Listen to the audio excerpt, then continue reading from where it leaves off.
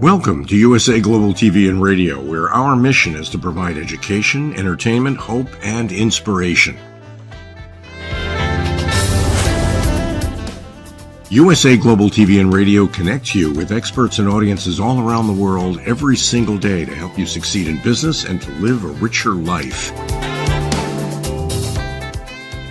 Visit us at usaglobaltv.com to learn about career and life-changing training and mentoring programs like the Listening Mentor. Subscribe to our newsletter to stay informed about our special programs and offers. Discover how you can become a guest on one of our shows or a host or producer of a USA Global TV and Radio show of your very own. That's USA Global TV and Radio, where the doctor is always in.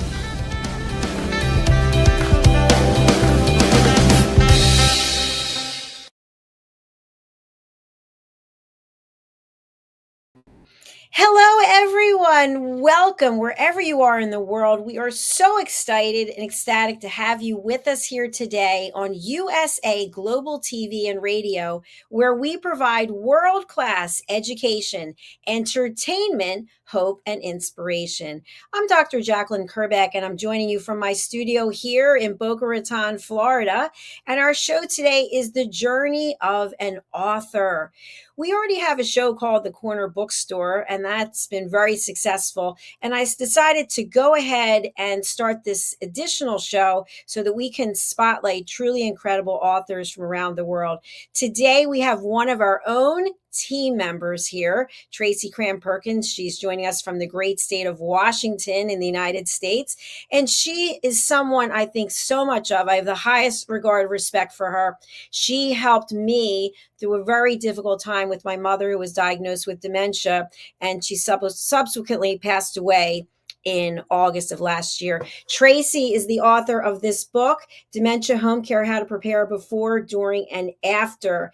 And she has been wildly successful with this book. She has her own television show here as well on USA Global TV and Radio, and it's the Dementia Home Care Show, Before, During, and After. Let us welcome author Tracy Cram Perkins.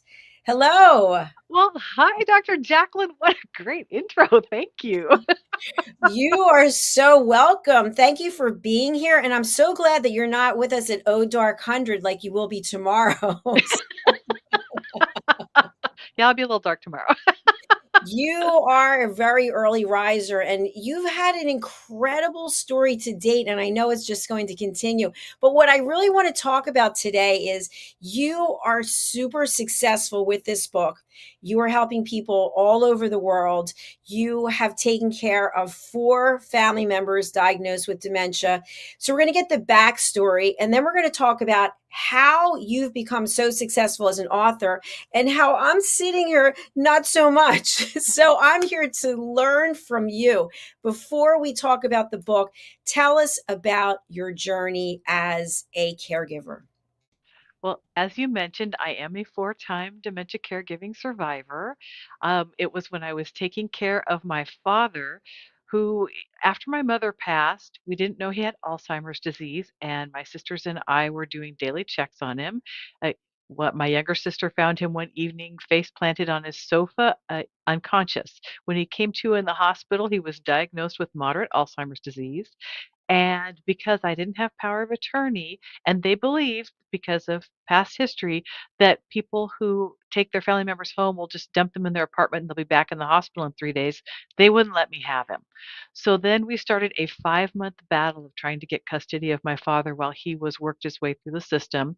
He didn't believe he belonged there, so he became an expert at escaping, which sounds kind of strange, but somebody with moderate Alzheimer's disease can still have the skills that they learned throughout their lifetime. It doesn't go away necessarily, and it can sometimes come back. So, what ended up happening is he would escape 5 times from a facility. They would move him to the next more secure facility. He finally got to the most secure facility in our area, and he noticed that there was something wrong with the plate glass window in his room.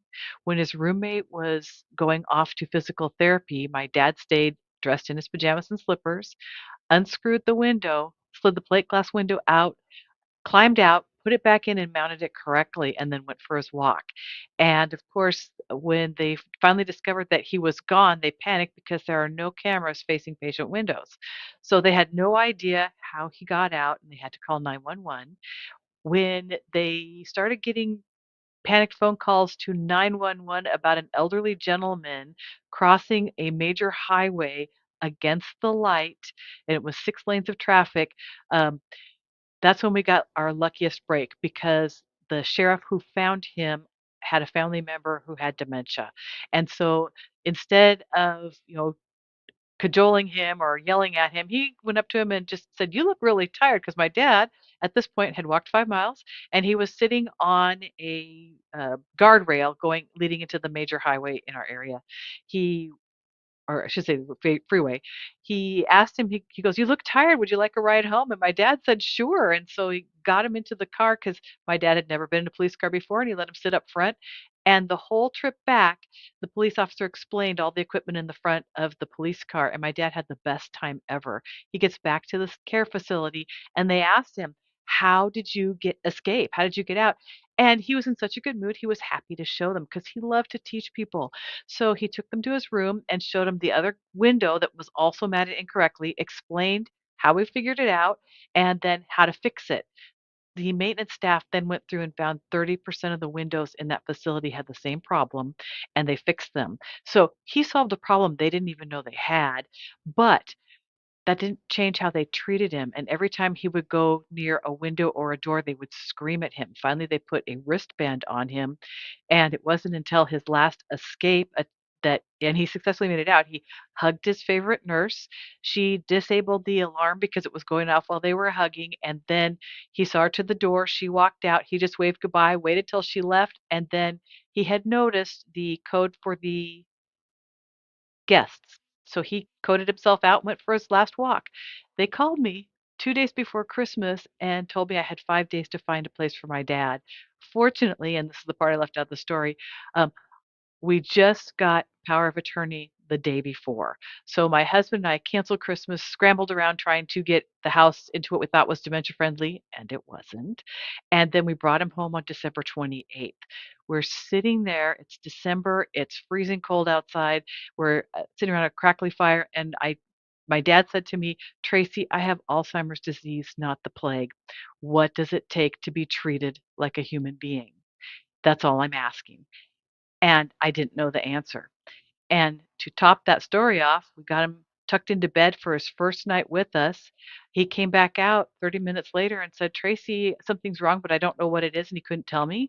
I checked his blood pressure. I checked his blood sugar because he was diabetic. I also knew he was a heart patient. I checked his pulse. None of these were the answer, and I couldn't figure out what was wrong with him. So I called 911. The one thing I didn't check was his temperature. The paramedic took one look at him, said he's hypothermic, and then they told me they were gonna be back several times, and this was my dad, and I was not gonna let that happen. So that is what started my journey towards writing this book. You know, Tracy, I'm so taken back, and I've heard the story before, but I think about what it must have taken for your father to continuously try and be successful of getting himself out of there. And I'm wondering, is it because he wanted to come home? Is that what it was about? Well, he wanted to go for a walk. He was happy anywhere he was as long as he got to do what he wanted to do. And for his entire life, you could not tell him no because he'd immediately go out and do it. So it was a huge trigger for him. If they said, no, you can't go, well, he, in his mind, he's going, I will show you. And then Mhm. he will do it. And as I mentioned before, it's the skills don't go away until they get to severe sometimes. And so he was very, very clever and could just figure out just simple ways. And he was very charming. And so he would disarm people. And also, because you have dementia, people look at you like you are less than. And so they always underestimated him. I It just was, wanted to spotlight you there again oh, for a okay. moment because it's so incredible the story that you share, and I can relate to it. And I want to say I was on the phone with you at the time, but I don't remember. But I was broadcasting from this house, and my mother went out for a walk, and we had her on the Apple iTag or whatever it is, and didn't even register. And a neighbor called, and she's like, your mother is over by I-95, which is, when you talked about the highway. And Yeah. it's so strange because that's not something she ever would have done before, but there she was by the highway. So a question I want to ask you, and then we're going to get back to the book, is did your father express that you can recall at any time during these walks and what was going on? Did he ever say that he was afraid or that he was scared, that he didn't know where he was? No, he never did. He did say he didn't wanna be where he was, which is why we were working really hard to get him out because he wasn't ready for skilled care.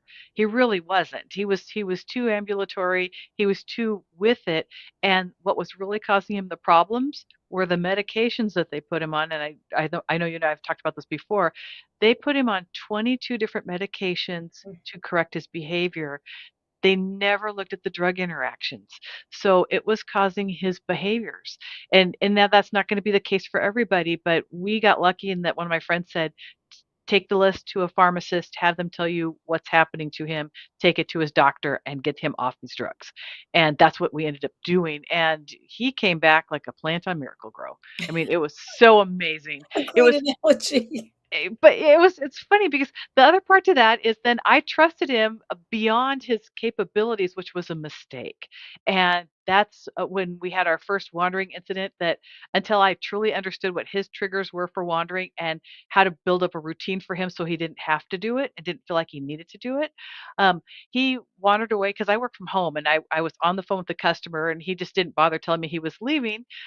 So by the time I got off the phone, I started looking for him to go do whatever our next event was. He wasn't there. And I ran around the outside of the house. I didn't see him anywhere. I didn't see him on the street. So I called 911. I live in a small town. They told me they were too busy and couldn't help me. And I need to spend at least 15 minutes searching for him.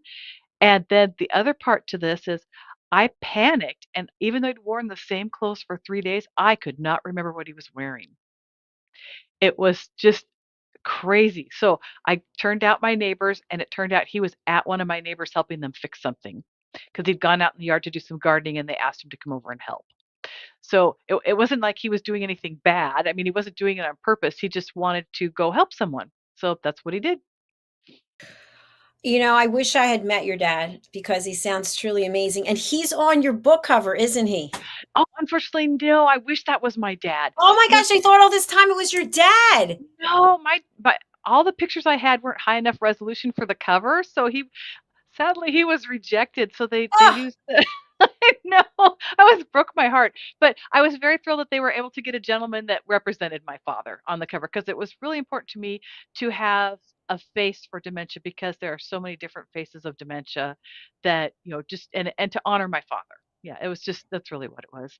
well, I want to tell you seriously, since as long as I've known you with this book, I thought it was your dad. So that's you always be dad to me. Okay. Oh, that's So fine. I want to talk a little bit about the book. Thank you for sharing the background and for going back there because I know sometimes it can be painful. We think we're over it, but then some little thing Mhm. pops into our head. But first of all, what I love about this book is the size of it. Okay, this is not the typical size that you'll see of books. And I just like the way that it feels. I don't know why. I just like the way the cover and the back cover, how it feels. And the way that you've written it, and I have a signed copy, by the way, everyone. Uh, it's so easy to read through, and there's so much information that's packed in here.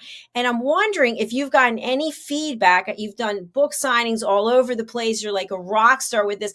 Has anyone shared with you the fact that the size or the font or just the aesthetics that made a difference in why they purchased the book? Oh, absolutely. I have gotten some of the most fabulous feedback. So, unless you have macular degeneration where you would like need a magnifier for the page, I've had so many people come up and say, "Thank you for making the font large." And I have to thank my editor every day for this because she chose the size of the book because it's very expensive to do an 8.5 by 11 book. And then also to do the large print, but fortunately, she's also the same age I am, and your vision starts to go a little bit, and when you're stressed, you may not be able to find your glasses right away, and if you have something that's a larger print, it's easier to read, and it's just easier on the eyes. So that really was part of the impetus there, but so many things went into this book. A lot of people have thanked me just for the step by step instructions that are in there, putting in things that they would never have thought of. The favorite feedback I get back has to do with the distraction technique chapter because it's helped so many people and it helps them understand why their loved one's doing something, why reality orientation doesn't work, and how to get into their shoes so that you can walk them back to a place of safety. So it's been a really fun journey for me. I get and thank you to everyone who has commented because it really means the world to me and it tells me whether I've done well or not done well and what I could do in the future. So I really appreciate that feedback. Thank you, Tracy. And for those just joining us across all the platforms, we're talking about dementia home care and the incredible author, one of our own team members here at USA Global TV and Radio, Tracy Cram Perkins. So, Tracy has written this book, and the sales have been exponential. I remember, I don't even know how long ago you told me that it 17,000? Oh, we're actually no, not that far yet. We just came up on 14. So 14,000. Your 14,000. 17 is Yeah. very soon. It's soon, Yes. Tracy. For anybody out there who's written a book, 14,000 copies is unbelievable. Unbelievable.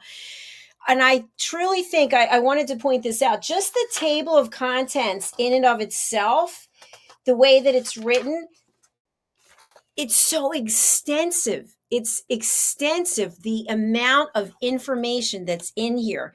And Tracy, one of the things that I really want to commend you on is having gone through the process myself and having been, I wouldn't say highly emotional through a lot of it and maybe judgmental through a lot of it. I think if I were to sit down and write a book, that I would forget a lot of the details because the emotions become overwhelming. How did you manage to capture all the nuances and the details of the various behaviors that your family members demonstrated and that you actually took the time to write down about? Well, one of my therapeutic outlets was journaling. And so, very naturally, I would just write down everything that happened so I could just get it out of my head and then move on with my day. But I did a lot of journaling. Also, I read over 30 books while I was doing caregiving, and I couldn't find the answers all in one place. And I could only remember I found it in a spot, but not where it was. And that would be like 3 weeks would go by, and I'd find it when I was looking for something else. So I started making notes about where I was finding everything so that I could make sure that I could find it again. And I realized later on that this would probably help other people. And my dad, again, at the beginning, had posited the question, what does it take to be treated like a human being? And to this day, that still haunts me. So I will do anything I can to figure that out. It's amazing because it's such a difficult time of life that someone you love and you've honored, and there they are literally losing their mind in front of you. And you have a life that you were living before this, and there's bills to be paid and people to be loved and things to be done. And yet this person requires a lot of attention. Now, some people will put the person, when I say put, they'll say, it's too much. I can't do it. There's no one in the family who can do it. And you need resources. You have resources. You have appendices. You have all kinds of information, even in the back of the book. Okay. We didn't even get to the meat of the book, but the number of resources that you've cited here, how did you manage to do that? And how long did that take? Oh, that took me it was organic, but it took me several years. I was going crazy not being able to find the help I need, and I knew it had to already be out there because we'd been talking about Alzheimer's disease since the '80s. So I knew there had to be stuff out there. It was just not under one umbrella. So I would search and search and search. I would look in people's books and see what they referenced. I would find resources online. I would talk to librarians, anybody I could talk to that would say, hey, I've got this really great resource for X, whether it was help with prescriptions, disposing prescriptions, getting financial aid, finding an attorney, whatever it was that someone needed, even adaptive clothing. I just was like a magnet for it. It was just like, I have to find it. When you put that energy out in the universe, it usually comes back to you. So the more questions I was asking, the more people were giving me answers. And there were at the time I wrote the book, I had over 130. Now it's gone closer to 150 on my website. So there's a lot more that I've added since then that have come online that didn't exist when I was caring for my dad. And Tracy, today in 2024, you are an expert in this area and you are surrounding yourself with other experts, and there's a community that you have built. And I really give you so much credit. I really admire you for that, because more and more people seem to be getting diagnosed with dementia. But today, our focus is on the journey of an author, and that's your journey. You went from being a caregiver to being this award winning author, and something that many of us, like me, raising my hand, struggle to. There's one thing for Amazon to say, for you to see your number one, but for other awards and in the big scope of life as an author, you've really made it. And I think it would be amazing if you were able to give some kind of outline about what were the steps that you took. So I knew I wanted to be a writer. So before I even took care of my dad, I was like into fiction, but I knew absolutely nothing and I had no skills whatsoever. So I joined a writers organization called the Pacific Northwest Writers PNWA Association. Sorry, I went blank. Anyway, I joined there first to start learning the skills and what it takes to actually be a writer. Because without that knowledge, I would have had no clue where to turn, what to look for, or even how poor my writing skills were. I mean, I thought I was a fabulous writer because I've been writing my whole life. I had no idea the nuances and mechanics that could go into this, or the amazing things that you have to look at um, just to flesh out a character. So here I was trying to write comedy and write humorous stuff, and then my dad gets ill. I put that on the side, but I made sure that I had people covering for me during that conference every single year so that I could go and learn more about writing. It was my outlet to keep from going insane. With all of that knowledge, I started learning the business side of writing. I started learning how to promote and market, which were very, very helpful, and from authors and experts all over the country. So, with that knowledge in hand, I was able to take that and go, okay, I have a journal, I have a list of resources, I have all these books I read. I need to do something with this, but there was no the book I needed wasn't out there. So what does the book I need to look like? And that's how this all started. And then I started practicing pitching because at the group that I belong to, they actually bring agents and editors in, and it doesn't matter if you have a book or not. You can still pitch to them and have them give you feedback and learn a what they're looking for, and b if it's up to snuff. Because I didn't know if my writing was up to snuff or not yet. I didn't know what a critique group was until joined this group. I didn't know what beta readers were. I didn't know any of the writing stuff, and I also certainly didn't know anything about marketing. All I knew about marketing was it ends up on a bookstore shelf and they sell it for me. So that doesn't exactly work really well. But what I did learn is that, okay, we now have the advent of social media, which, as for authors, is a really great thing because then we can actually reach out and talk to our readers. We can exchange ideas with other authors that are our peers, and we can do even mail exchange, list exchanges. We can do all sorts of things to grow our audience. We can also do things like advertising our books on BookBub or Reddit or some of the other things, or do free giveaways in swaps for reviews, because one of the hardest things that authors struggle with, and if you have a book you love, please, wherever you bought it from, leave a review, because that really helps other people know that the book is legit and whether or not they want to read it. So it was learning about all of these things, putting them together, and then where to go to advertise it, and also learning some of the tools to use. Because Dr. Jacalyn, you and I had talked about using Publisher's Rocket when you were at the corner bookstore one time together, and so it's using learning about tools, knowing that they're there, uh, getting trusted reading partners, having people that you work with that you like, so that you can get something out in publication. Now, I went traditional publishing, which is a very different ball of wax compared to self-publishing, and there's a whole lot of different things that you have to go through. So I knew I wanted to go to traditional because I wanted to be a wide release so I could get this in the hands of everybody I could think of that would never have heard of me before. And so I ended up learning how to write book proposals. I learned how to pitch to agents and editors, how to write query letters.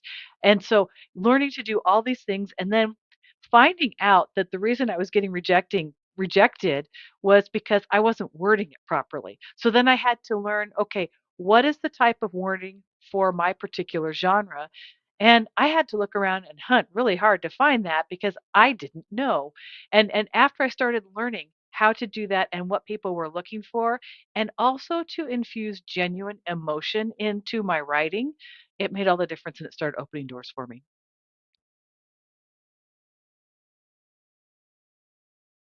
Oh, you have no sound. You're on mute. Thank you. I'm Yeah. just applauding you here. It's just phenomenal what you just shared, because some of those things I've never even heard of before. And I'm wondering, this is not something that you were doing full time. You had No, other things that on your plate. How much time were you dedicating to this? Was it every day, every week? for the writing portion or Yes. for, okay. So, excuse me for that. Caregiving took up 99% of my time. Writing was like I got 15, maybe 20 minutes, and it wasn't every single day. It just was around crises. So the only thing I did dedicate myself to was making sure that I journaled for at least 15 minutes to half an hour, just so I could vent my spleen. And that was really where I got my writing habit from.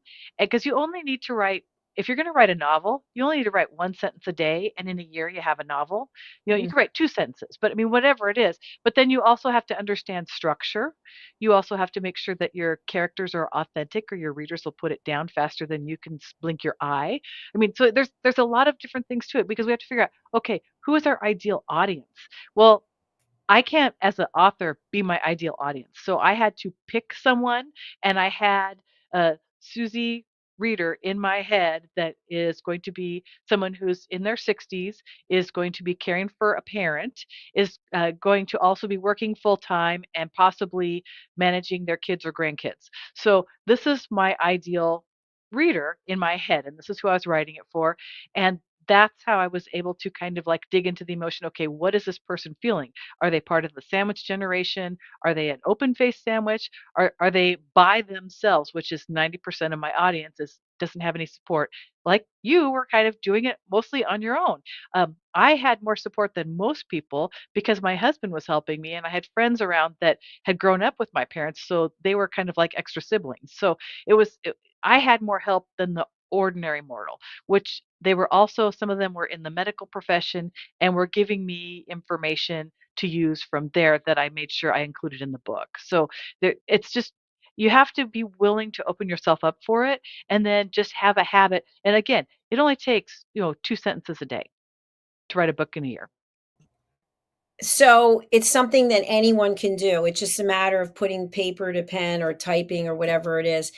Now, a question I have for you is I've looked through this book, I've read this book many times, and you've got the resources, the appendices in the back, but basically the book is 208 pages plus.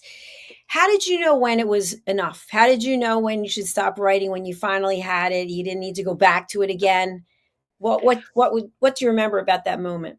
Well, I had, with nonfiction, I had to submit a proposal, and so I created a outline of what I wanted the book to look like. And part of that, I wanted it to be a dementia map, which is why you have in front of you the 8-page table of contents, because I wanted to be able to run my finger down that page, tap that little item and turn to that page, and there was my answer. I didn't want it to be difficult. I wanted to make sure that nobody else was going through what I was going through. So I wrote that all down. I did not write the book in order because of the emotions that were involved in it. I had to leave some of it, like the elder abuse, I had to leave that to the very end because I could not cope with the emotions writing that chapter at first. So I had to get a lot of things out of my system first before I could actually complete that. And my poor beta readers, God bless them. Um, I was just feeding it to them chapter by chapter by chapter. And so I would schedule like a couple of weeks where they would be reading and then they'd send it back to me and I would set aside whatever I was working on writing wise and I would remold that chapter. And then I would send it back to 2 other people to read the next phase of that. And so I had several layers deep of beta readers that were, catching, correcting, helping. Some of them were actively caregiving, so they could give me feedback about, no, that's not helping me at all, or can you explain that better, or this doesn't make any sense. So that I could get it to the point where it is now. I needed that feedback because writing is not a one person, I'm a lone stranger riding into town. I mean, this is really, it's a group effort. And if you don't have enough support around you, you won't get honest feedback and you will write a flop that will be very, very painful, as I have done in the past. So it's having that help and support and people that you trust that will be honest with you, not rude, but just honest with you. When you wrote this book, did you write it to be successful or famous, or did you write it just initially to share your feelings and hopefully help someone? I wanted to make sure no one went through what I went through. That was my whole goal. It didn't matter to me if I sold 10 copies, 100 copies. I knew it had to get out there to help somebody, and I knew that I wasn't the only one that was going through this. I had so many people just on my street that were having the same problems I was. It was like, okay, I know that there's this large, very segmented audience, and I I I won't make a fortune on it, but I will at least be able to help people, and that was more my goal. If I make money, it would be on side hustles, not actually on the book itself. Because as a first-time author, you do not get paid a whole lot of money on your books. It's less than $1 per book. I'm So so glad that you brought that up because I don't think people realize that, first of all, if you're not going traditional publishing and you're going self-publishing like I am, my books that I have over here, they sell for 18.77, and I think I get $7 or something out of it. And then when I look to put the books through Ingram, Spark, to Barnes and Noble, and all of them, they take even more. I think it's 50% off the top, mhm. depending if you'll take returns or you won't take returns. So it is a difficult road to go, but you have done it and you continue to do it. What do you want from the book now? What's different? Like, how's that shifted? Do you want to Well, be rich and successful and famous I from the book? Well, no, big okay, here's my personal take on this. You get what you give.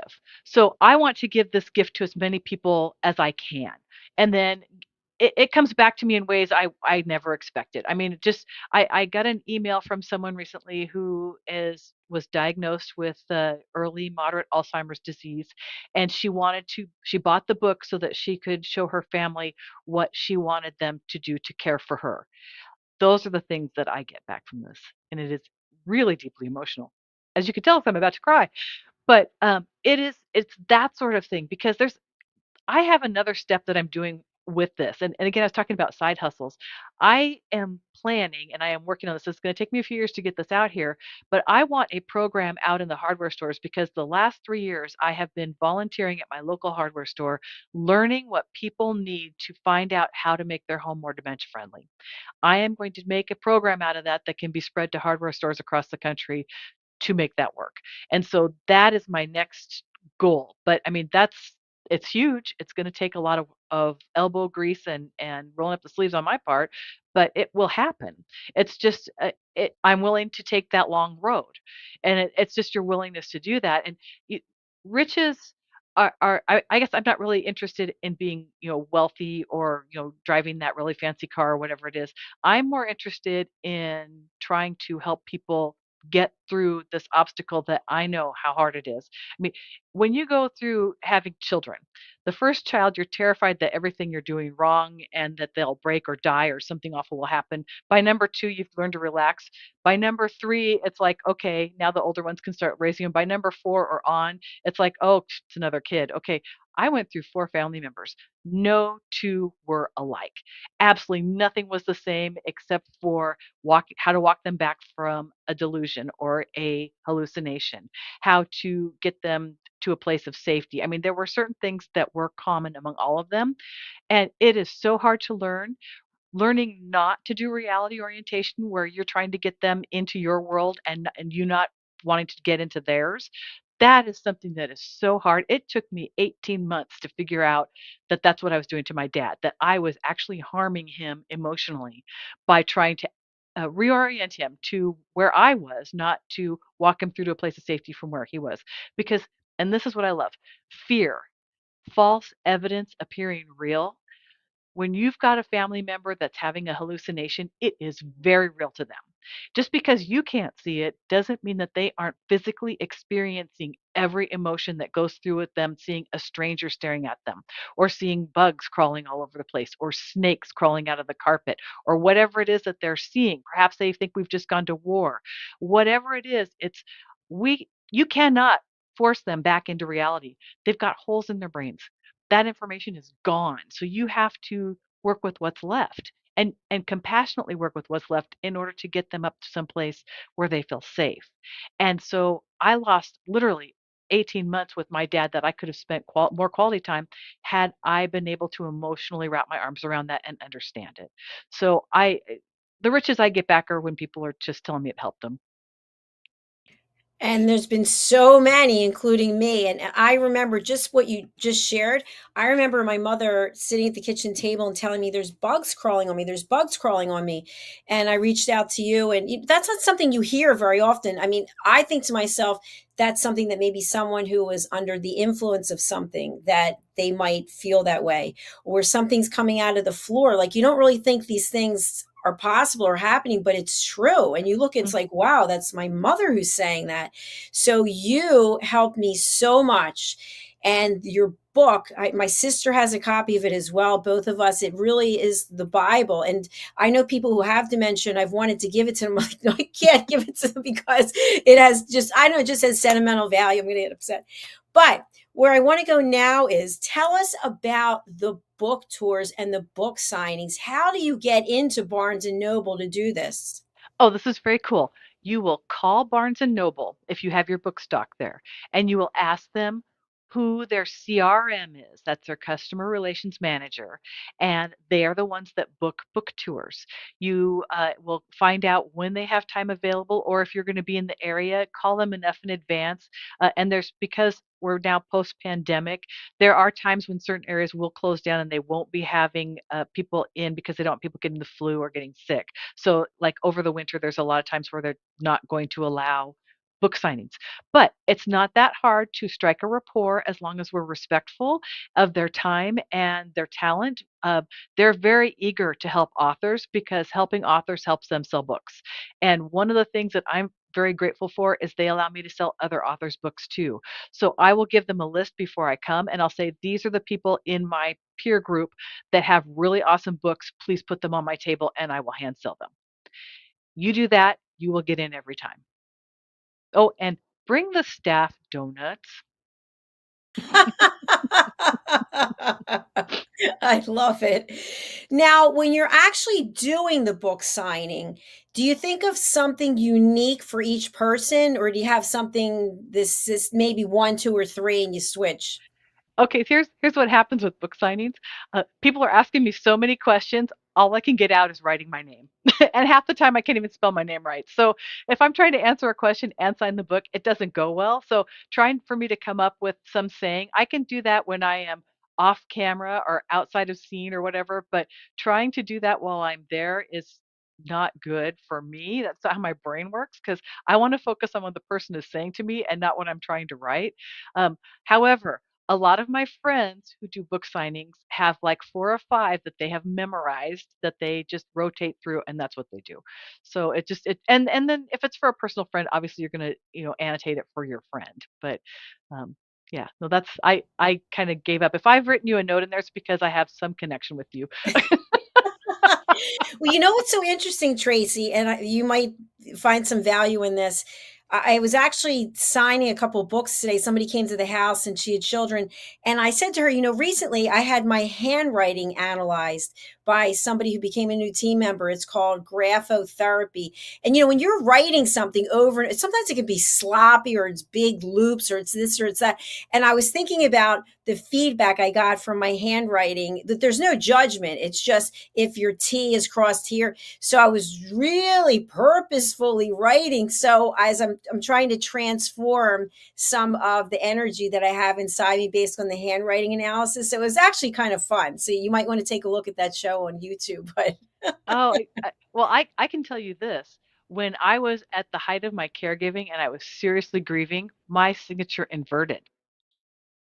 It is the weirdest thing ever, and I could not spell my name in the right order, and so if you ever see it well, you won't see it in the books, but, anything I had signed, the way I spelled actually almost went mirror image of what it was supposed to be. It was a very weird experience for me. that's really interesting. Thank you for Yeah. telling us about that. I'll have to go back and look at my handwriting. It's not like we're handwriting as much as we used to, but especially when it comes to signing our name or signing a book, someone's going to have that Mhm. with them. And if you're like all over the place, I mean, that's okay. That's what it is.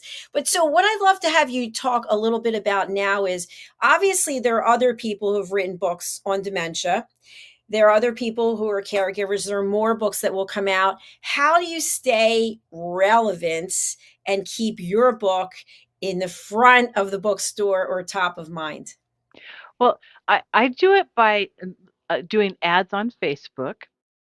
And then because their AI has changed enough and learned enough that uh, I go and I mine the reviews that people leave for me. And then I say, okay, what is it that people are telling me are the best features of my book? And those are the things that I put on my little ads when I have them pop up. And it's just like from a told from a caregiver's perspective, or an easy tool to use, or whatever it is that somebody has said. I will freely mine the reviews, and I will put that in a graphic that just pops up, and I just do that on, oh gosh, what's it called? Um, I apologize, I'm going blank on whatever Meta's platform is called for the ads manager. And so, it's very easy to do. They have a learning phase, and you just have to have enough budget in there for them to be able to have the AI learn what it is. And you want to do like a broad audience. They've gotten rid of targeted interests. So, because I used to do mine by targeted interests, and they were always shocked that I could get such a broad group with the really targeted interests I was doing. But they didn't understand that I was going after baby boomers, and the people that I was working with weren't baby boomers. So that was my target at the time. And now it's more broad because the average age of a caregiver for someone with dementia is 45 years old. I started at the age of 41, so I was just a little below that. But I mean, it's trying to get to the in front of the right people and give them the information that they need. I mean, I as a caregiver want to know that I've got a toolbox in my hand, that this book right here is got my screwdrivers, the screws, and all the wiring nuts and bolts that I need to get from point A to point B and have it work. So, I mean, it's just trying to make sure that you just give little snippets that get their interest. Now, you could do what is now termed an ugly ad, where it looks more like it's a TikTok video. And in the first 17 seconds, you don't even talk about your book. You talk about the issues that it solves. Okay, so for Dr. Jacalyn, for you, it has to do with listening. For me, it would be properly wandering, or it would be meltdowns, or it would be sundowning, and those would be the things that I would list, the top 3 or 5. And then as the author, I would give another minute or whatever it is I'm going to do. I would say, okay, this is my journey. This is why it's personal to me, and this is how it can help you. And then show the book. I love it. That's fantastic. I have just been so honored to watch your journey, which is really from your heart. It was from your heart from the very beginning, from taking care of your dad and then on through the rest of your family members. So something I'd really like to have you share feedback for people who are out there. Is dementia hereditary? And if so, or if not, are there things that we can be, should be doing? I'm reading all the time that, eat olive oil and you won't have dementia. I don't know, but are there any things that we need to know about? Okay, the answer is both yes and no. So, hereditary means that you have the ApoE4 gene, or you have double ApoE3 gene. So those are the hereditary things. But it can also be from diabetes, because they call Alzheimer's disease from diabetes, type 3 diabetes. But it also has to do with lifestyle. So if you are drinking excessively, using recreational drugs, taking anticholinergic medicines to go to sleep. And what I'm saying here is if you're taking Benadryl to put yourself to sleep every night, you're going to give yourself dementia. And they won't be able to tell you what type, because they won't recognize that you're taking Benadryl, or maybe it's Tylenol PM, or one of the anticholinergics that's in there that could be causing the problem. So there's a lot of different avenues to get there. Also, if you are eating a bunch of junk food, if you are drinking sugary drinks, if you are drinking highly caffeinated drinks, another route to get you to dementia. If you're not taking care of your hearing and you're losing your hearing, if you are not taking care of your gums, I'm talking about dental floss, people.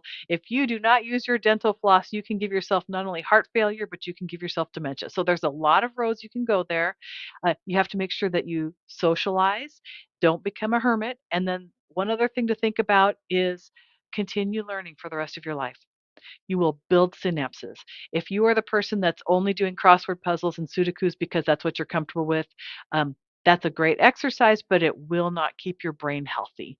By learning something new, forcing yourself to learn something new, you create stronger synapses, you create newer ones.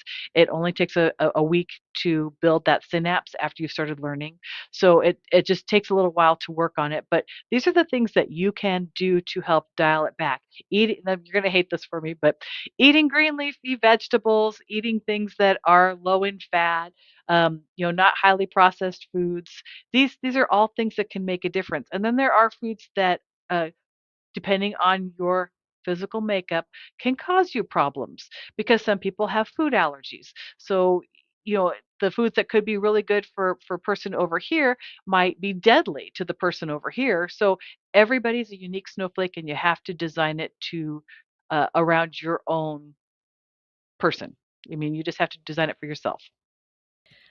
We have to take accountability for our behavior and our choices. And by the way, I'm a huge advocate of dental floss.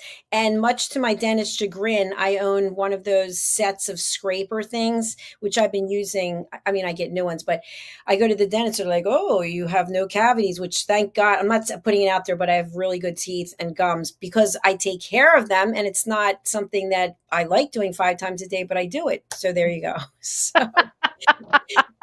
Tracy, you are also the TV show host of the Dementia Home Care Show, which is going to be on tomorrow. Tell us a little bit about that show and some of the amazing guests that you've had and will have. Oh gosh, I am so honored to have a show on USA Global TV because this has given me access to, and I'm going to use another word for authors, platform. It has given me a platform to share my message, and I have had some of the most amazing guests. I've had Loretta Vaney, she's the Lego lady. She talks about teaching distraction techniques and communication methods for people using Legos. And since Legos have been around since the 30s, most people alive have had some interaction with Lego somewhere in their life. We've also had Kitty Isley from NPR. She talked about her podcast 24/7 and also about caregiving for her dad who had dementia. We've had, uh-oh, um, B. Oh, B, I'm so sorry. I just went blank on your name. Maze. Anyway, B. Maze Rhodes. I just went blank. I apologize, B. But she is phenomenal. She's a life coach, but she also took care of her mom who had dementia, and she did the virtual dementia tour, and that was my first introduction to her. Was she was telling me about the virtual dementia tour. Full disclosure, she was my neighbor for a few years, so we actually got to talk and know each other, um, but it changed the course of how she did caregiving, and so if you look up that particular episode, you will cry, but your mind will also be blown. So then we also followed up talking to PK Bevel, the inventor of the virtual dementia tour. Uh, that's when I learned that they have inserts for the soles of your shoes so that if you notice you've got family members that are shuffling their feet, it's because they can no longer tell where the floor is, and that's their safety method for knowing where to walk. So that's what the shuffling of the feet is. That the hearing is now like tinnitus on steroids. So they have you put on headphones and you get to hear the same level of tinnitus that your loved one hears, and it makes you understand why they are so slow to respond or why they're answering with the wrong question because they're guessing what they heard you say. They also put special glasses on so that you can perceive what they're seeing. You'll get the tunnel vision. You will get the achromatopsia where you can only see certain colors and contrast with it. It is very difficult for people who have never experienced this to put this on and last longer than 6 or 7 minutes. A tour usually lasts 15 minutes. You go through some exercises and they'll ask you to, with gloves on your hands, because you're losing the sensitivity in your fingers. You have to be able to pick up coin and follow the instructions about where to put the coin. Also, jobs like just trying to tie shoelaces or getting dressed or moving around within your living space. I mean, these are all just really amazing people that I have interviewed, and Dr. Jacalyn's been with me on some of those interviews. I mean, it's been absolutely mind blowing. And tomorrow I have Felix Kravitz joining me from Cyber Easy. Cybersecurity Easy, excuse me. He is a specialist in helping seniors prevent cybersecurity breaches. So we'll be just talking about different things to help people along their journey. Absolutely. The people you have been on are just incredible pioneers, what they have created. And also, some of the shows are very emotional. The show tomorrow with Dr. Kravitz should be good. He just joined our team, by the way. He's going to have his own show on cybersecurity. But many times, the elderly are really targets for people. And I know we got numerous phone calls here, and my mom be like, let me get that information from you. I'm like, no, no information. So that should be a great show. So that's at 7 a.m. Pacific time. It's at no. No, he asked if we could do it at 11 a.m. Are we still on for 11 a.m.? So 11 a.m. Okay, so we have to Okay. change the time. 11 a.m. Eastern time, 8 a.m. Pacific time. No, tell So, me, you tell okay, us. I'm sorry. I'm So coming off the screen. Zip. I'm so sorry. Okay, so it's 11 a.m. Pacific, and I believe that would be 2 p.m. Eastern time because he's taking care of his young children during the day, and that's the time when they're not home. So we thought that would be perfect. But I'm sorry for confusing you because I know There that's you not go. our normal schedule. No problem. My apologies, everyone. It's a lot of shows and hard to keep track of it all. So that is tomorrow. So do join us for that. Please go over to our YouTube channel, which is USA Global TV and Radio, and look for the playlist Dementia Home Care. Tracy, what would you like to leave our audience with today? So if you want to write a book, give yourself permission to write the book. There's no wrong way to write a book, and don't ever let anybody read your first draft. Just write it for yourself and then look at it and rewrite it, and then you can start sharing it. And there's always going to be somebody that's going to be a naysayer. Do not let that go to heart. If you choose to do it, you will succeed. Yes, yes, yes. Great words to leave us with today. Thank you. Tracy, so wonderful to see you. And I look forward to seeing you tomorrow. Thank you very much, Dr. Jacalyn. I really appreciate it. Thank you. Bye for now. Bye. Everyone, please do pick up your copy of this book because it is literally the Bible for dementia home care. And again, I own a copy. I've read this. I've benefit from it more than I can tell you, because when you have a loved one who has dementia and you have other things that you're doing in your life, you don't know if you're doing the right thing. And sometimes, I'll admit it, you get angry at the other person because you think, why are you doing this? I don't understand. And it's really because we don't understand. You will understand. You have all the information you need in this book. It's available on Tracy Cram Perkins' website, which we have right here. It's also available at all of your fine bookstores as well as Amazon. So please do connect with Tracy, follow her on social media, and you can follow her by going to her name, Tracy Cram Perkins, and her website is also tracycramperkins.com. Thank you for being here, everyone. Thank you to all of our friends who are on Roku, Worldwide, Amazon Fire, YouTube, LinkedIn, Facebook, and all of the other platforms, Twitter, X. We really appreciate you. We're signing off now, and our next show is coming up. It is A Woman's Prerogative Part 2. We'll see you there. Bye.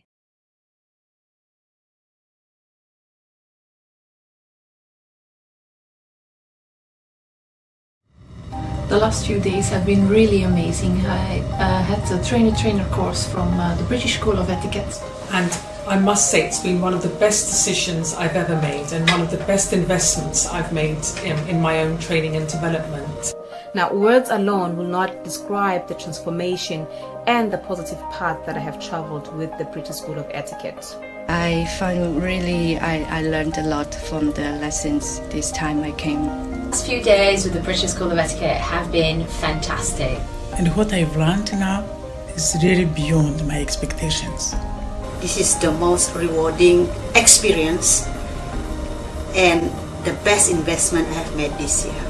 It was just great. I learned so much, and when I go back to Belgium I will incorporate a lot of it into my day-to-day life and business. It's been absolutely wonderful for the whole week that we were here. I feel transformed, and I feel like blowing a trumpet and tell people, come and do this school, this class is the best, this is the best school ever. You should take it. It will change your life immediately. I am now able to teach other people how to bring the best of them. Thank you. Thank you, BSD. Thank you. Thank you so much.